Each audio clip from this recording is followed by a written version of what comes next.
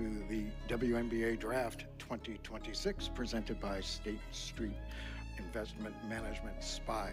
Men's basketball was meant to be a huge, cohesive celebration, a long overdue moment when sold-out arenas and broken broadcast records finally made the sport famous worldwide. However, an outright civil war was raging behind closed doors at the league headquarters, threatening to split the organization apart from the inside out. Unaware of the extremely poisonous power battle taking place in the shadows of the front office, millions of new and excited fans watched Caitlin Clark radically transform the game from the perimeter every single night. There were rumors of fierce screaming bouts in the boardroom, covert executive meetings, and a leadership breakdown so bad that it nearly led to the unimaginable. Industry insiders circulated rumors that the commissioner's office was actively contemplating hitherto unheard-of disciplinary measures, effectively planning to use covert suspension procedures to quiet the player who was keeping the stadium lights on. The game of basketball was no longer the only focus. Massive egos, institutional control, and a desperate attempt to control a media circus that had totally gotten out of the league's control were all at play. We must examine the precise moment the league lost control of its own meticulously constructed narrative in order to fully understand how the organization came dangerously close to a disastrous PR disaster. The vicious, widely reported on-court beatdowns that went viral on social media were merely a handy front for a darker, deeper boardroom plot involving the top management.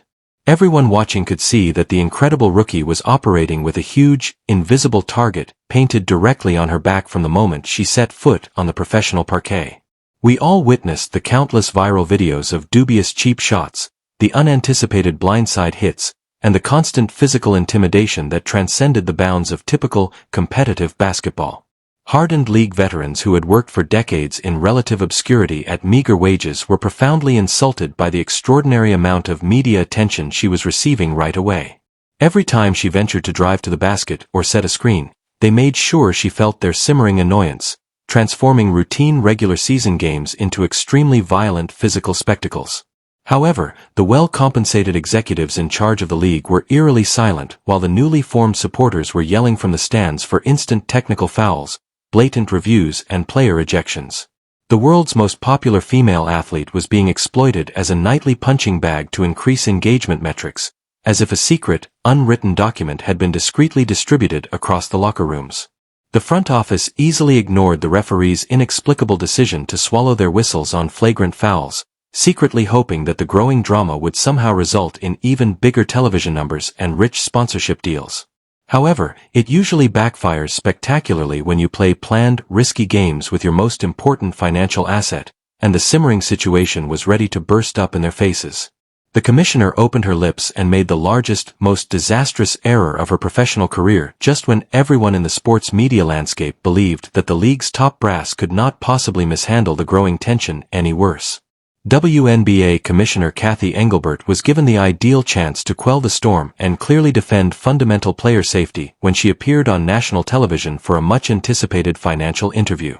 Rather of choosing the high road, she gave a breathtaking clinic in business evasion that left fans, players, and pundits dumbfounded. She purposefully declined to denounce the risky behavior or pledge stricter officiating standards when the interviewers directly questioned her about the extremely toxic web narratives and the blatant physical targeting of her rookie star. She casually likened the quickly rising tensions to a classic corporate marketing battle, a move that stunned the sports world. Her athletes' actual physical dangers and psychological weariness were treated like a harmless, planned plot meant only to increase sales of trainers and equipment. Her credibility was severely damaged by the immediate public response following this tone-deaf televised appearance. The official players' union issued a harsh, unusual public statement because they were utterly incensed that the league's leadership was okay with using extremely poisonous fan behavior and physical risk for a brief financial gain. In essence, they accused the commissioner of neglecting her responsibility to safeguard the ladies who play the game and demanded accountability. When the sports media thoroughly destroyed Engelbert's leadership abilities on live television, she found herself all alone on an island and frantically seeking to retract her actions and make explanatory remarks. However, what appeared to the general public to be a straightforward, albeit enormous, PR disaster was actually the covert impetus for the most perverse, well-planned coaching takeover in the history of contemporary basketball. A very different, extremely strategic mastermind was deliberately destroying the rookie star on the court while the troubled commissioner was desperately trying to keep her job in the corporate boardroom. The Connecticut Sun's highly regarded and very competitive head coach, Stephanie White, knew just how to brutally take advantage of the continued upheaval for her squad. In order to physically weary, trap, and totally frustrate the young Indiana star, White skillfully devised a sophisticated defensive plan that was almost brutal when the crucial playoffs eventually arrived. The ensuing playoff series was extremely intense, violent, and oppressive. It culminated in a highly contentious, widely shared incident when Clark took a vicious, uncalled shot straight to the eye during a pivotal possession. Fans were enraged online and in the arena, loudly accusing White's seasoned team of going too far from rigorous, playoff-level defense to flagrant, unacceptable, foul play. However, Stephanie White didn't give a damn about the outside noise, the trolls on social media, or the frantic appeals from the rival fans. She was totally focused on winning basketball games and demonstrating that she was the league's most brilliant tactical thinker. During her post-game news conferences, she openly and coldly rejected the surrounding media hysteria, concentrating only on the performance of her experienced roster and their unwavering pursuit of a championship ring. But beneath the surface of this fierce, nationally broadcast rivalry came a huge, totally unexpected twist. In reality, the clever lady who was cruelly arranging the Indiana Fever's agonizing playoff demise was covertly hatching a grand scheme to seize control of their entire billion-dollar business. In the world of basketball, the off-season arrived like a goods train.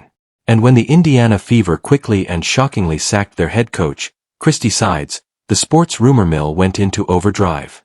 The franchise's management office recognized in silence that they required a far stronger, more on. Of Clark on national television was now being actively courted to serve as her organizational protector, tactical advisor, and ultimate mentor. White reportedly demanded complete, unquestionable control over the team's roster, the offensive scheme, and a firm assurance that the front office would vigorously support her against any potential league interference during the intense contract negotiations that took place behind closed doors of the franchise. She was quite smart and knew precisely what she was getting herself into. Accepting the Indiana position meant voluntarily moving into the heart of a huge, unmanageable media storm. And she had no intention of doing it without total control over her locker room. However, the horrifying notion of a merciless tactician like Stephanie White formally collaborating with the biggest and most lucrative player in the game sent a shiver down my spine. Unquestionably, the commissioner's office in New York was filled with terror. The executives of the league were aware that if White was handed the Fever's keys, she would erect an unbreakable wall around Clark, drastically altering the balance of power in the entire sport. At that very moment, league headquarters began to heavily leak dark, disturbing rumors about a highly contentious, covert suspension procedure. The commissioner was utterly afraid of the whole power dynamic, which substantially shifted away from the centralized league office and directly into the hands of the Indiana franchise, according to explosive, well-sourced industry rumors. In terms of scheduling, media access, and narrative control, the whole WNBA front office would be at their mercy if Stephanie White took over the franchise and managed to unleash a highly shielded, fully weaponized, and tactically optimized version of Clark. The alarming concept of severely enforcing a brand new, highly controversial behavioral and toxicity policy was rumored to have been proposed by Engelbert's desperate office during heated, highly classified backdoor sessions. Any player or coach who intentionally raised the media toxicity or complained about the officiating would be openly threatened with harsh punishments, large fines, or mandatory benching procedures, according to the purported, highly guarded plan. Insiders generally saw it as a blatantly aggressive attempt to bring the rising Indiana Fever franchise back into compliance before they were too strong to handle. If the intense drama between White's new, aggressive play style and the irate opposing teams got out of control, some well-connected insiders even suggested that the league secretly considered requiring a temporary benching or a cooling-off suspension specifically targeted at the biggest stars.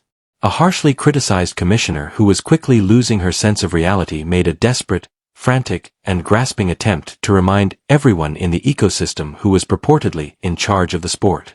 The sheer, pure chutzpah of even hypothetically threatening to overshadow the greatest financial draw in the history of women's sports due to an inside corporate power struggle is absolutely astounding. However, it was not going to be that simple to forcefully silence the world's most well-known female athlete, and the ensuing public and commercial fallout would have been disastrous for the league's finances. All hell broke loose behind the scenes when the Indiana Fever's front office eventually learned of these purportedly harsh demands and covert suspension procedures. You simply cannot expect a major fiery business conflict if you threaten to suspend or financially cripple the ultimate golden goose of the sports world. Furthermore, Stephanie White is unquestionably not the type of coach who ever backs down from a well-publicized altercation. According to reports, the Indiana team's rapid retaliation against the league office was extremely quick, extremely forceful, and completely uncompromising. Knowing full well that strong television networks, enormous corporate sponsors, and millions of devoted fans would riot in the streets if their favorite star was benched due to trivial internal league politics and brittle executive egos, the franchise ownership effectively dared the troubled commissioner to actually try and formally intervene. Engelbert soon came to the sad realization that she had overplayed her hand in a way that may have ended her career. She was forced to choose between painfully accepting the unavoidable, frustrating fact that the top players and coaches now possessed all of the financial power and frantically attempting to establish traditional authority over a league that was expanding far too quickly for her to effectively manage.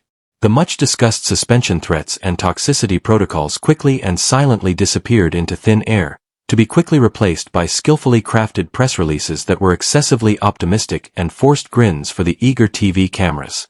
Pretending that the league was one big, happy family heading into a rich new broadcast deal, the executives attempted to brush the whole combustible episode under the rug.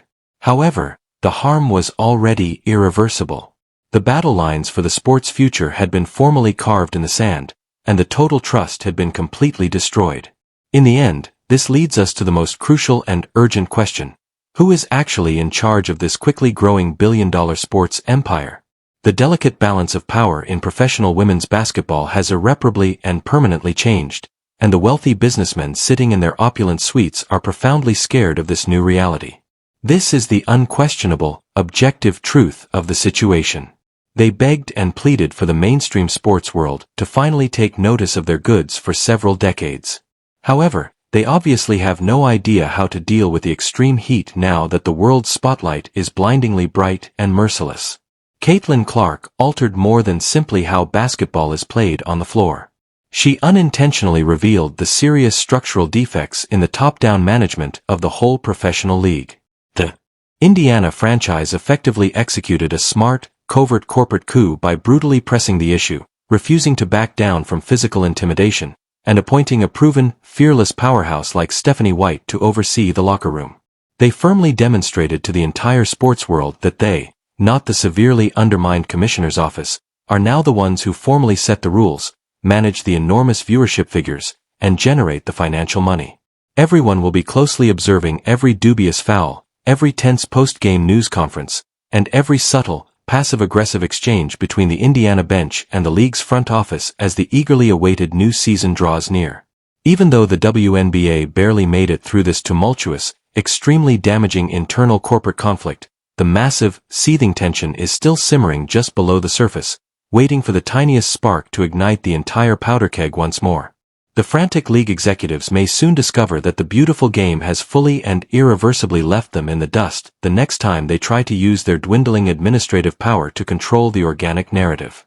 During the timeouts, continue to pay close attention to the sidelines and the quiet chats. Because the glossy hardwood courts are no longer the only places where the genuine, high-stakes matches take place. In the shadows of the boardroom, they are being brutally battled. The real battle for the league's survival is just getting started, and the financial stakes